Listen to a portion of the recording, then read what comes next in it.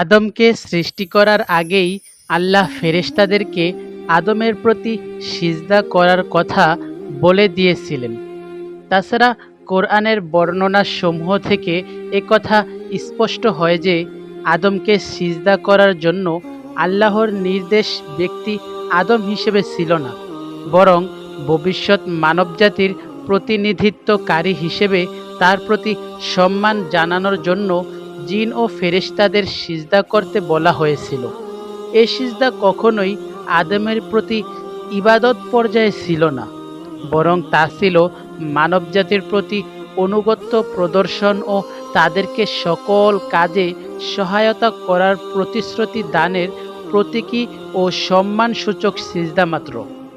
ওদিকে কাফেরদের অন্তর্ভুক্ত হলেও ইবলিস কিন্তু আল্লাহকে সৃষ্টিকর্তা ও পালনকর্তা হিসেবে অস্বীকার করেনি, বরং আল্লাহ যখন তাকে অভিসম্পাত করে জান্নাত থেকে চিরদিনের জন্য বিতাড়িত করলেন, তখন সে আল্লাহকে রব হিসেবেই সম্বোধন করে প্রার্থনা করল, হে আমার প্রভু, আমাকে আপনি কিয়ামত পর্যন্ত অবকাশ দিন। আল্লাহ তার প্রার্থনা মঞ্জুর করলেন।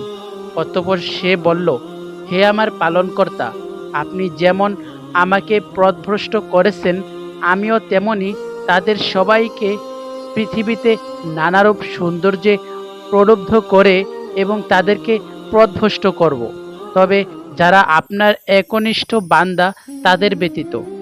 আল্লাহ তাআলা বললেন, তুমি নেমে যাও এবং এখান থেকে বেরিয়ে যাও, তুমি নিচুতমদের অন্তর্ভুক্ত, এখানে তোমার অহংকার করার অধিকার নেই। ইবলিস জান্নাত থেকে বহিষ্কৃত হলেও মানুষের রগ রেশায় ঢুকে ধোঁকা দেওয়ার ও বিভ্রান্ত করার ক্ষমতা আল্লাহ তাকে দিয়েছিলেন। এটা ছিল মানুষের পরীক্ষার জন্য।